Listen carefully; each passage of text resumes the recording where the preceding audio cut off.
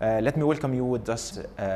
Number one, why Nawaz Sharif, the new Prime Minister, has selected for his first leg to any foreign country, Peking, and why, what would be the repercussions, the positive or the negative, on the regional scenarios, and especially on the issues which is contingent in the region.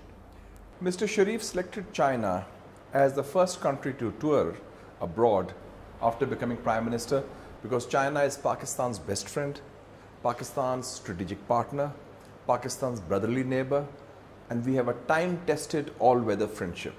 So he's sending this message that irrespective of the change of government in Pakistan, there is no change of policy. China is number one in our foreign policy priority. In terms of repercussions, I think there will be some concerns in Washington, some concerns in New Delhi also. Because the United States has been talking of a pivot to Asia, they are also talking of containment of China. There's talk of a China threat sometimes from some Asian countries. So they will be worried or they'll be concerned that this strategic relationship is very strong and very resilient.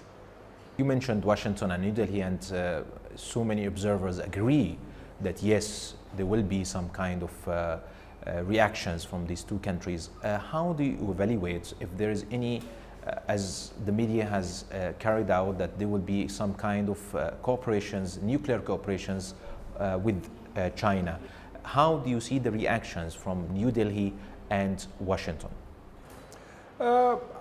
This agreement between Pakistan and China on civil nuclear energy cooperation is an old one. It is under IAEA, International Atomic Energy Safeguards.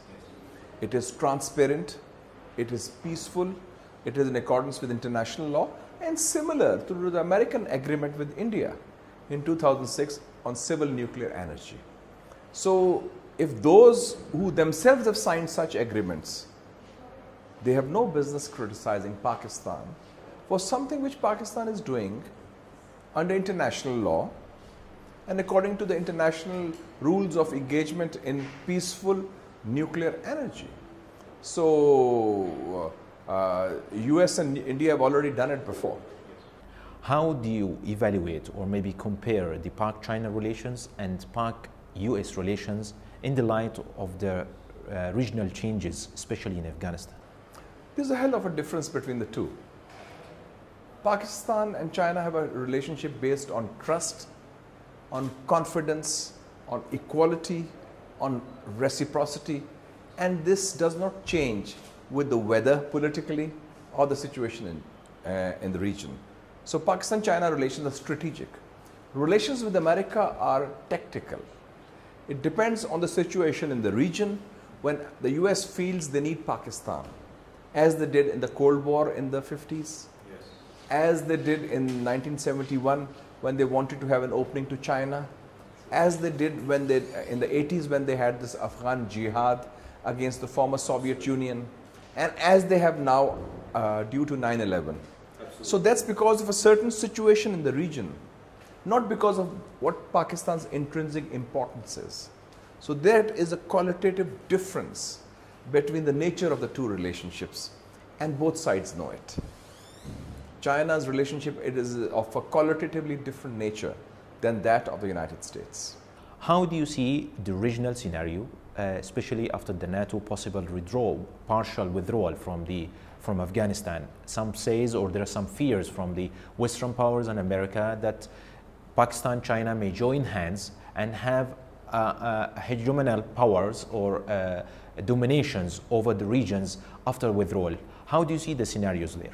See, one thing we should be very clear. The US has lost the war in Afghanistan, politically, militarily, and psychologically.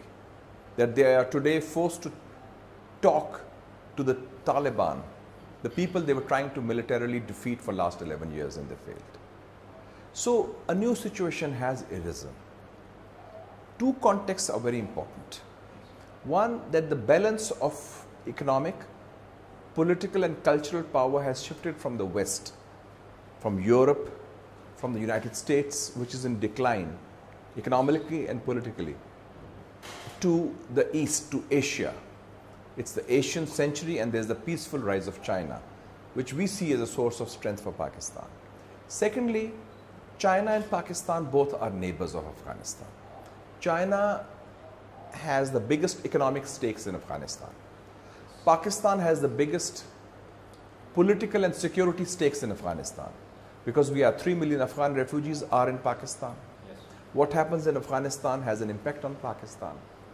And we do not want violence, instability, or uncertainty in Afghanistan, because that fallout will be felt in China, in the province of Xinjiang, in Pakistan, in a province of KPK and FATA. So we will coordinate, and I think it's a good sign that China is becoming more politically engaged, more proactively engaged in Afghanistan. And I want to inform you that the Pakistan-China Institute, of which I am the chairman, which is the most important and active non-governmental private sector platform in Pakistan on relations with China and the region also. Yes. We are holding a tripartite think tanks conference of China, Afghanistan and Pakistan in Beijing on August 6th. So this is the first such think tanks conference of the 3 think tanks, and I think this will reinforce the relationship between the 3 countries. Do you think the Chinese are backing up the endeavors or the overtures to bring the Taliban on board? And do you think they would accept the Taliban as a political power in the future? I was in Beijing last month for a conference in Kunming. And I also went to different parts of China and talked to some important Chinese leaders and officials. Yes.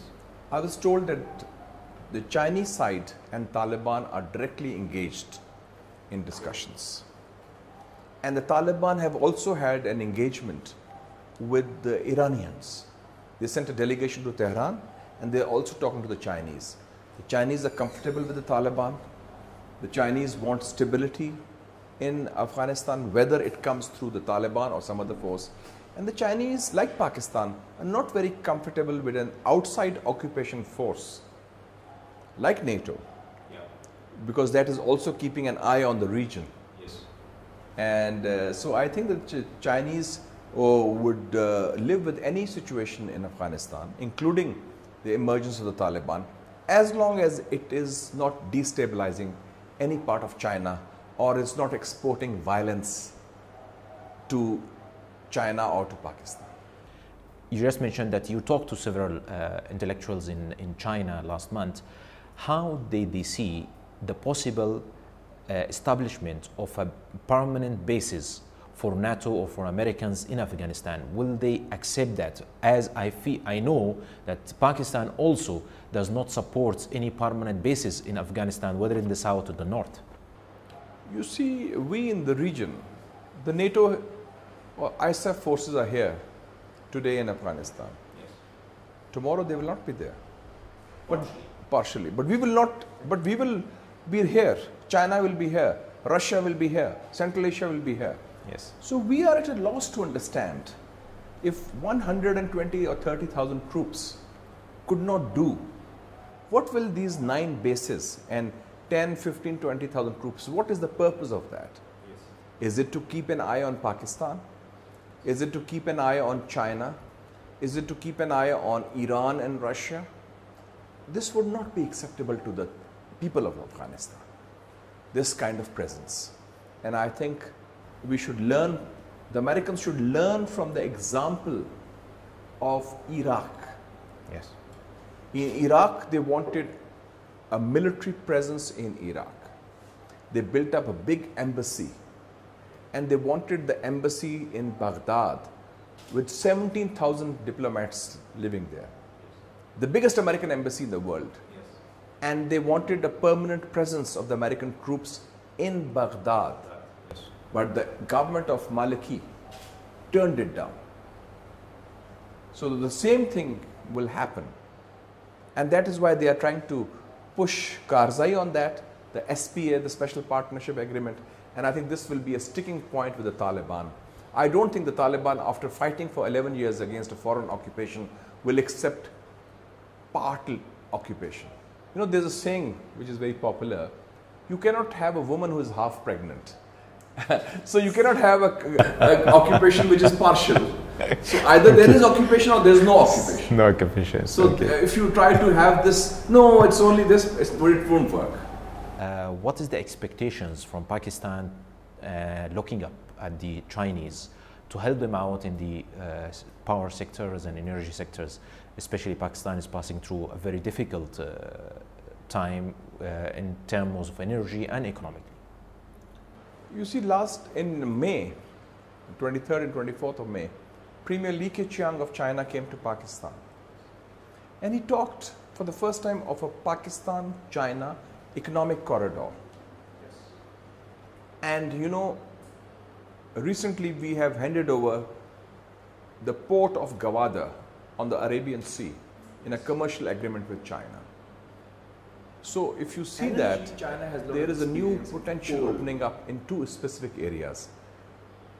The economic corridor would include the Gwadar port, yes, serving as the hub for Chinese oil imports from the Middle East, from Africa, into Chinese Central Asia, through a road and a rail network, which is being talked about, between Gwadar to Kashgar in Xinjiang, which is the biggest Chinese city close to Pakistan's border. The second area is energy. Yes. In energy, China has a lot of experience in coal-fired energy. And China, even in Sindh, they have also reservoirs. Yes, a lot of reservoir. One of the billions of reserves of cubic feet of coal. So that is one area. Energy through coal, which China has a lot of experience. The other area is alternative energy. Wind, solar, so that we can work out, and also hydro, and we have a lot of hydro resources.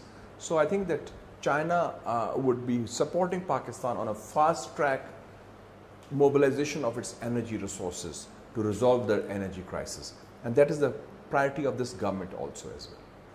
How now? Let's come back again to the visit. What expectations are being looked at from the Pakistani side? What type of agreements and MOUs are going to be signed in Pekin during a 5 days visit? And do you expect any further agreement on the defense side? You see, we already have seen a vision from both sides for closer cooperation, and that's very clear. It was in economy, in energy, and on regional security issues. So I expect maybe in terms of an outcome, the establishment of a task force, Pakistan-China task force, for implementation on the fast track, speedy implementation of the projects. That's most important. And perhaps a clearer focus on the road and rail link between the two sides, and Chinese support for, in terms of financial support, technical support, and expertise for exploitation of Pakistan's energy resources. With defense, we have a very close cooperation which goes back almost 50 years. We have joint production of planes, JF-17 in Chengdu. We have had the naval frigates being jointly produced first in Shanghai and then in Karachi. Then we have tanks being produced in close to Islamabad in Texila. So with this defense cooperation will continue. If you remember last time when Premier Li Keqiang came to Pakistan, he had a separate meeting with the military high command, and that was a very important meeting. So obviously the military aspect would be there. Security is major concerns, I mean, for different expatriates, especially the Chinese. We have witnessed some kind of incident, and the latest was in the northern area where they attacked some tourists. Do you think, how do you evaluate the security situations, especially after the Nawaz Sharif government failed so far to bring the Taliban on board and have a peace negotiations with them? Do you think that there is a security threat for the Chinese being working here in Pakistan in official basis or in unofficial basis? I think the security issue is the most important single issue which can adversely affect Pakistan-China relations. because Pakistan and China are very close. Yes. There are 15,000 Chinese working in Pakistan on 120 different projects. And if there are attacks on Chinese citizens on Pakistani soil by Pakistani extremists and terrorists, as happened 10 days ago in the mountaineers case, so that is a serious issue. And I think the government has to provide that security. And this would be the biggest challenge for the government, because if there are more such incidents recurring, then the issue of Chinese investment, issue of Chinese experts, engineers, technicians would be jeopardized, because their life and physical safety is at stake. Do you see any foreign hands behind this kind of incident to jeopardize the Pak-China relations? I cannot pinpoint, because I do not have specific evidence, but I can say there are some international elements, some foreign elements, who are keen to have a cleavage, a divide, a gulf, a chasm, a gap between China and Pakistan. And they are looking for opportunities to exploit this sort of incidents, this sort of violence, so that they can create a gulf between the two countries. And I think that is a factor. So there are foreign elements also who would be keen to exploit this kind of thing. Thank you very much, Mr. Mushahid, for being with us today. Thank you very much. Thank you. It's a pleasure.